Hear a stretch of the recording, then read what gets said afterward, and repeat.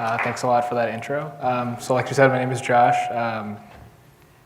I'm a developer technology engineer at NVIDIA. And I guess my talk is going to take a little bit of a different focus than the previous talks. So I guess all day we've heard a lot about interesting new HPC technologies and new systems coming online. My talk is going to focus a bit more on what are we actually going to run on these systems and how maybe you would like to port some of your codes to newer hardware. Let's see. So as we heard in the first talk today about the Sierra supercomputer, there's been an increasing availability of GPU compute resources generally. This has been driven by a number of factors, one being the explosion of interest in machine learning and AI applications, but also you've heard about exascale and energy efficiency, and it turns out that accelerator-based or GPU-based systems are looking like a promising option to reach kind of that exascale goal. So given that there is this wider availability of GPU compute resources, scientists in academia that have existing CPU codes might want to leverage this opportunity to maybe port their applications to GPUs to take advantage of kind of these new developments in the space. So this talk today is going to be focused on Fortran codes, Fortran being, I guess, kind of the bread and butter language of HPC, and about how getting existing Fortran codes up and running on GPUs can be easy if you use the right tools. There are a lot of different choices to make right now, whether or not you're going to be using a directive-based solution like OpenACC or a full-on CUDA port of your code for NVIDIA GPUs specifically. If you do decide to use CUDA, whether or not you're going to do CUDA-C, a mixed source approach, or CUDA Fortran natively. This talk will be focused on kind of how to get up and running with CUDA Fortran in kind of as low effort a way as possible. So this talk is going to be given in the context of a Incompressible CFD solver that my group at NVIDIA has been porting. The app itself is not the main point of this talk, but it does give I guess a base to draw some examples from to show you guys different porting strategies for different scenarios that might come up in your applications. So the Incompressible CFD solver is on structured grids, so just a standard Cartesian grid Incompressible CFD solver. The interesting part about the code is that it has something called the immersed boundary method to handle immersed surfaces. And basically, without getting into too much detail, the idea is that this code would be capable of simulating complex deforming interfaces within a Cartesian grid without requiring any sort of remeshing. Essentially, data is interpolated back and forth between a triangulated surface grid inside kind of this Cartesian box where you're solving the flow equations. So as I said before, this port is using CUDA Fortran, and I kind of want to motivate why we chose to use CUDA Fortran over other approaches. So first of all, this baseline CPU code that we're looking at was written in Fortran, so obviously a natural choice would be to write this port natively in CUDA Fortran. The question would be, why not try using OpenACC or other directive-based approaches? What we find in our group is that we kind of like the control, the greater control that is offered from CUDA Fortran. You have more explicit control of a data movement, hosted device. Normally with OpenACC and managed memory, you're kind of at the whims of the compiler and the driver on how that happens. This control of hosted device data movement is important in a lot of HPC applications where you're trying to keep your data movement, do your data movement asynchronously behind other computation or maybe other MPI communication. Additionally, CUDA Fortran allows the writing of explicit GPU kernels. So if you have some really complicated tasks that aren't kind of amenable to this directive-based programming, you can always go back and just write that thing yourself. The nice thing about CUDA Fortran, though, is that there are directive-based programming methods through the use of something called cuff kernels, which I'll cover in a few slides. The other option would be, rather than write CUDA Fortran code, to write CUDA C code, link that into your Fortran library. Generally, it's harder to maintain mixed source code bases, so we try to avoid that as well. To use CUDA Fortran, you require the PGI compiler, which is normally a commercial compiler, but recently they've been offering community editions biannually, free of charge. So you can actually check out their website and download that if you want to try it out. So before we start any porting effort, it's important to profile and understand the code.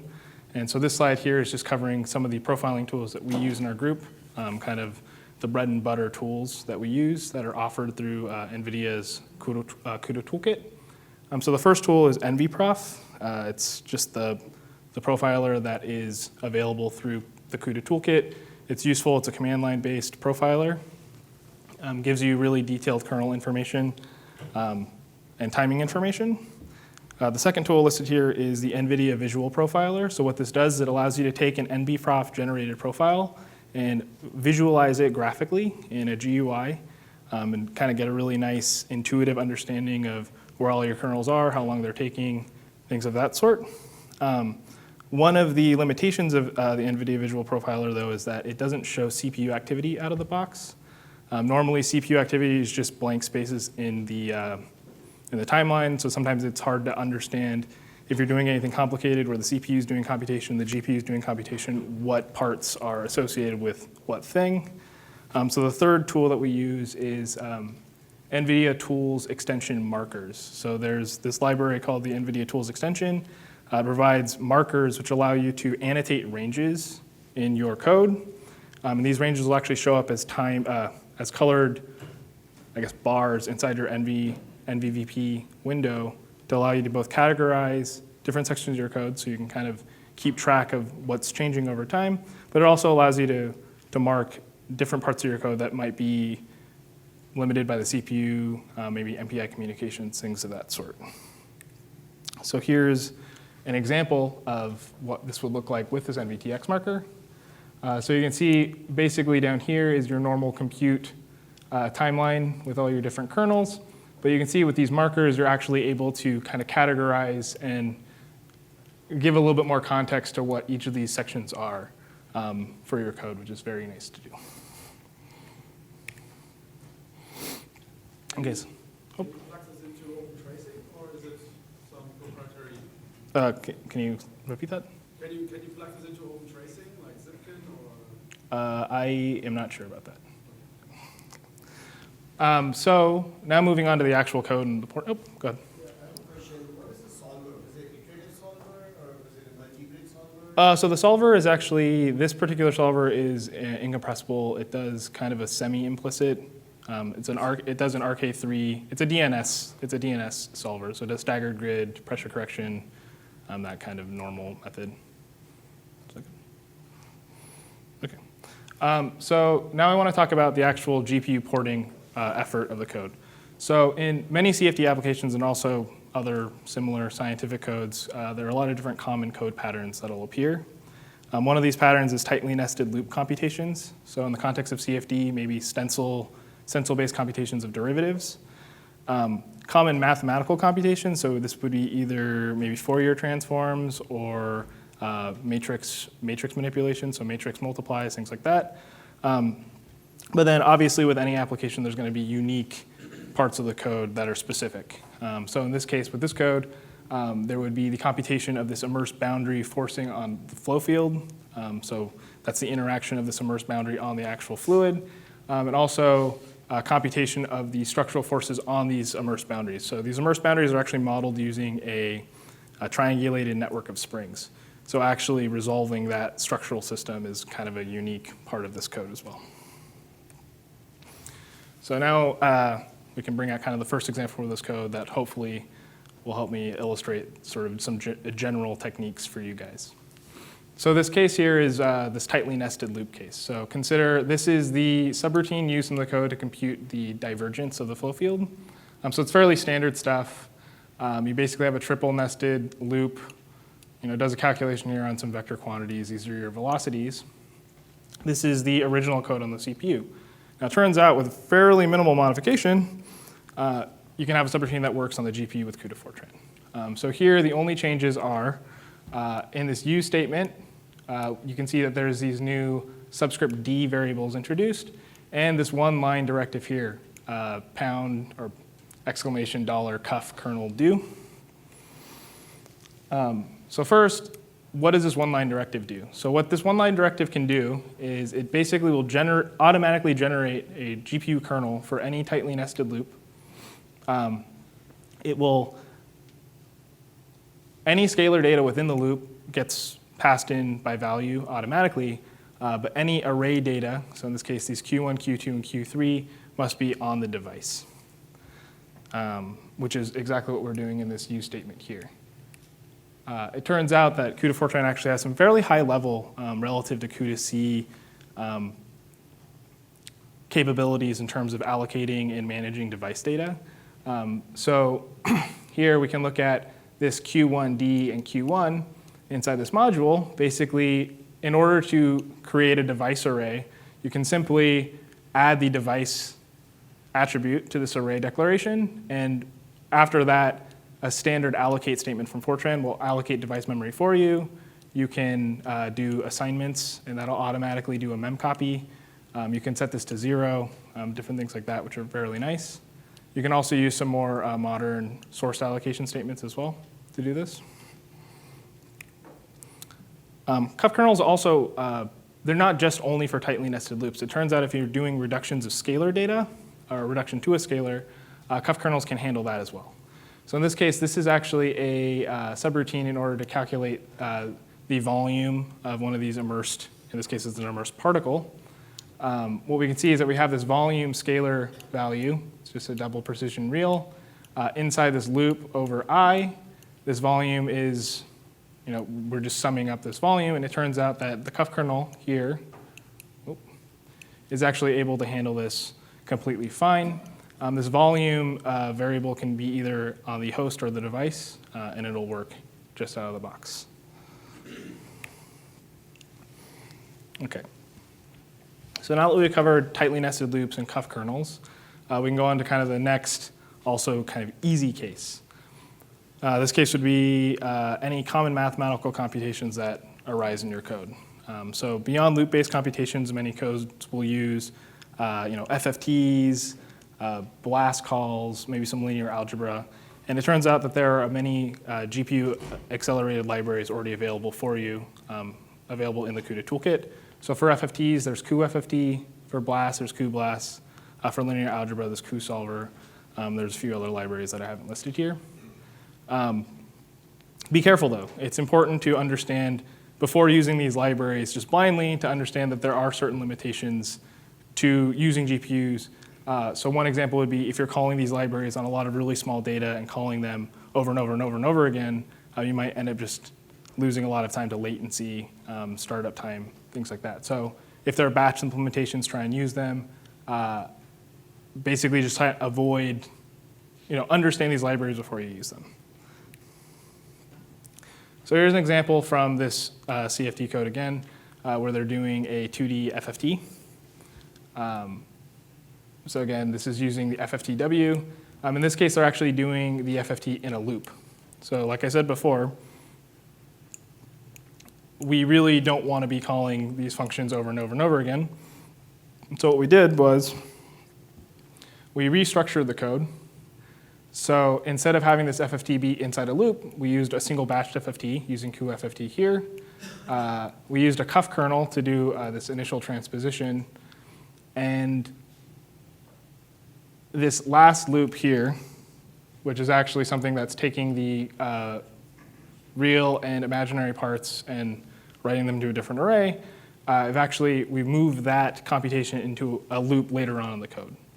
And that is an example of something known as Kernel Fusion, or the idea that rather than calling two kernels to access the same data multiple times in a row, where you eat the startup costs and also have that extra bandwidth back and forth between GPU main memory and cache, you try and keep those accesses local to a single kernel. So for those of you that use a lot of blast routines, another benefit of using CUDA Fortran is that out of the box, they offer overloaded interfaces for blast routines. So here's an example of calling a dgem. I guess this actually is not working. Essentially, what you can do is you can use the same exact dgem API that you're used to, the one that's existed for many, many, many years. And if you pass in device resident arrays, so in this case, instead of A, B, and C, we're passing it A subscript D, B subscript D, C subscript D. This will automatically get passed into the cuBLAS library for you. So no need to. So if you use that same sort of assign statement, stuff that I did in the previous slide, you can actually reuse the same code and have it automatically do the BLAST call on GPUs. So now for the third case, and this is probably the harder part. So with cuff kernels and with libraries, you can actually get a lot of work done. For this particular code, probably about 90% of the actual code porting was just using those two tools and some data manipulation and allocation, things like that. But obviously, every code is going to have some unique computations that are either not amenable to a cuff kernel because they're not a simple loop or reduction. They are a common mathematical operation, but a good library for that on GPUs doesn't exist, or using the library in the way that the code originally used it would not actually give you good performance. Or you just have basically that would be it. Or you just have a very interesting problem that it's a very complicated loop structure. There's a lot of different data access patterns that you really, really need to customize. So one example of this in our code, or in this port, is the fact that they need to do a lot of tridiagonal solves. So for every single direction, they end up having to do many, many tridiagonal solves with multiple right-hand sides. A tridiagonal solve is not a hugely compute-bound problem, so there aren't really that many good GPU libraries to do fast tridiagonal solves. So what we did to do this was we wrote our own batch tridiagonal solver using Thomas's algorithm. The GPU strategy here was to assign one GPU thread per right-hand side. And the only real, Thomas's algorithm is a well-known algorithm, so we didn't have to think too much about that. But the only real modification of the code to get this to work well is that we needed to transpose the right-hand side array. And the idea here is that normally with these tridiagonal solvers, you want the right-hand side, each right-hand side to be contiguous in memory. But because we're parallelizing across right-hand sides, we need to transpose so that each threads are accessing contiguous values. So that's called memory being coalesced or accessing coalesced. So you can see here, instead of the leading dimension of this right-hand side being 1 to n1 times n2, it's 1 to n right-hand side. So the next example from the solver would be a bit more complicated. So the most time-consuming part of the immersed boundary part of the solver, is actually interpolating data back and forth between the flow field and the surface, or these triangles that make up the surface.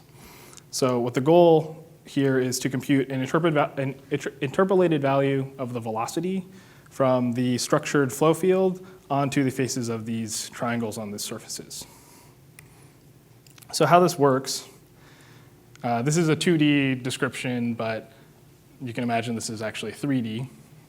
So for a particular triangle on this surface, you form a 27 point, in this case it shows a 9 point because it's 2D, but a 3 by 3 by 3 support domain around the centroid of one of these triangles.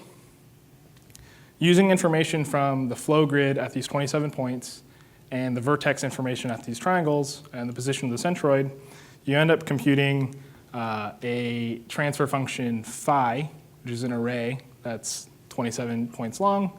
And in order to get the interpolated value capital Qi in the centroid, it's just an inner product between that transfer function array and all the values at the support points, lowercase qk.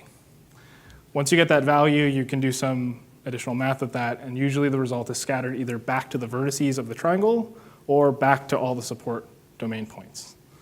Okay, so this is so here would be the support domain for the next triangle in the domain. So the computation of this transfer function for each triangle actually requires a lot of really small matrix algebra. So basically, at some point, there's a 4 by 4 matrix inversion.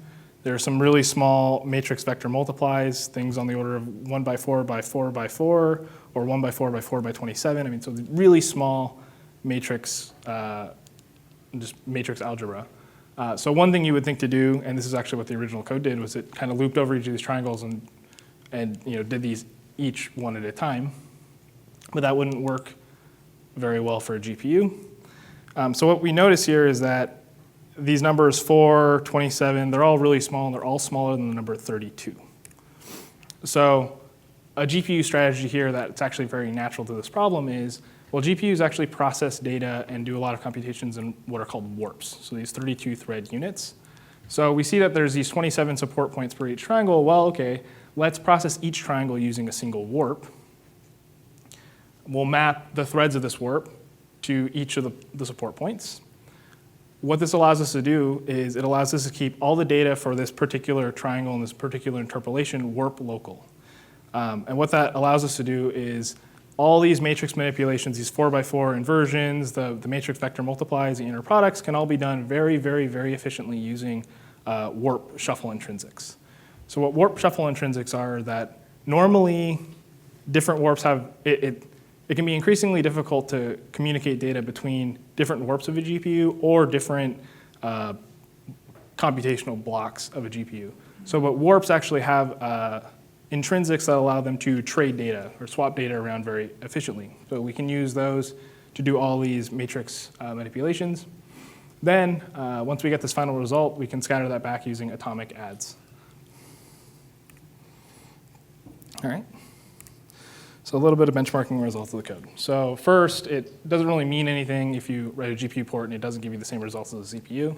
So the first thing we always do is make sure that we're actually getting a sane result. So this case is quiescent flow in a box. There's two particles that are induced with a velocity towards each other. They collide and then separate. And this is actually the time history of the surface area of one of these particles over time. I'm comparing the CPU and the GPU results.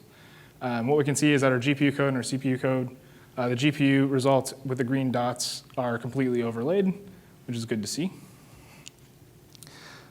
So moving forward from that, we decided to take a look at how the GPU code performs relative to the existing CPU code and what benefits we got from porting to GPUs in the first place. So we kind of took that same case, but generalized this as a sort of a manufactured case. It's not much physical about it, but it's a unit cube, quiescent flow. We looked at different flow grid resolutions from 128 cubed to 384 cubed, different numbers of particles in the domain, so from 1 all the way up to 64. Different particle resolutions, so from kind of low resolution particles with 1,280 triangles per particle all the way up to 20,480 triangles per particle. And we ran this on a single 16-core Haswell processor and one NVIDIA Tesla V100 PCIe GPU. Okay, so the first set of results that we have here would be fixing the number of particles and fixing the particle resolution. So 8 particles, 5,120 triangles per particle, but increasing the resolution here. So on the y-axis, we can see this is 128 cubed, 256 cubed, 384 cubed. On the x-axis, we have the time it takes to do a single iteration of the solver on a log scale. The blue bars are the amount of time it takes to do the fluid solver portion of the code. The red bars are actually the time associated with the immersed boundary and structural deformation parts of the code. The hatches are the GPU results. The unhatched results are the CPU results. And what we can see is that we've actually achieved some pretty great speed up, an order of magnitude or so on the fluid solver, and almost 2 orders of magnitude in the best case on the structural solver. So what I do want to point out here is that the fluid solver is mostly done using cuff kernels and library calls. So just through that mechanism alone and that batch tridiagonal solver, we're able to get an order of magnitude speed up. The structural solver here obviously was a bit more involved, as you saw from the previous 2 slides.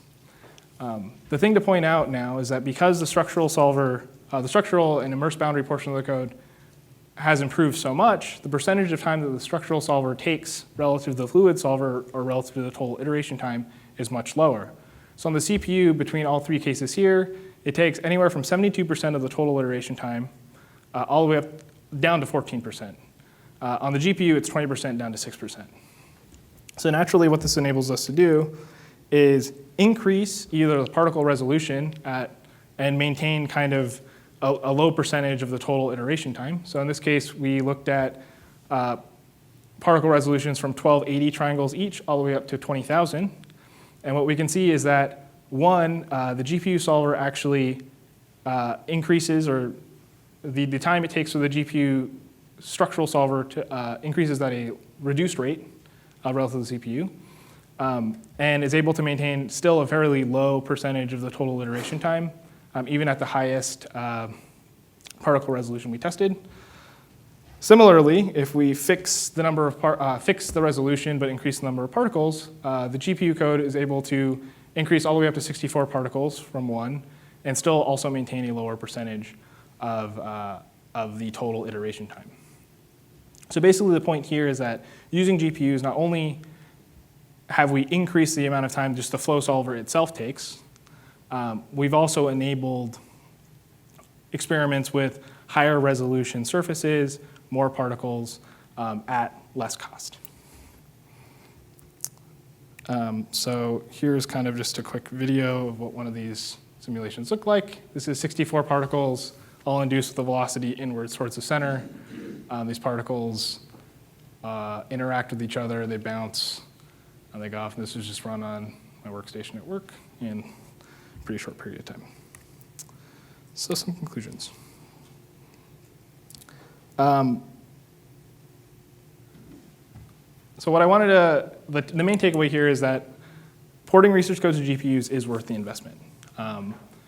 You might hear a lot that it's like a really, really complicated thing and it's really hard to do and it takes like completely changing your algorithms and completely rewriting your code in C if your code is in Fortran. I wanted to say that that's not necessarily true. And for fairly small amounts of effort, I mean, you can get some really reasonable gains without much code modification. This example here, we actually ported the entire thing, but I mean, if you find just those hotspots in your code and just apply some of these techniques, you might find that, fairly reasonable speed up for a couple days worth of effort. If you're a professor here, that's a lot of good time for your students to run more experiments, write some more papers, things of that sort, right? So what I wanted to show here is that large performance gains can be achieved with low effort. Cuff kernel is obviously the lowest effort. Cuff kernel is on library calls the lowest effort. But really, custom kernels only when all else fails. Like it's not like you have to write custom kernels for everything. It's just you find those things that you need them for, but everything else you just use the easy stuff. While the examples we showed were kind of manufactured cases, we're actually working with the researchers now to apply this code to more realistic real-world test problems. This code should be useful for some cardiovascular simulations, since that's a really complicated membrane interface inside a flow. So we're actually talking to them about applying this code to that pretty soon. For those of you that are interested in seeing a little bit more of some more examples, the code that we're working on right now is not open source, but the same group has released a code that we worked on them with previously that uses a lot of similar techniques. It's called AFID.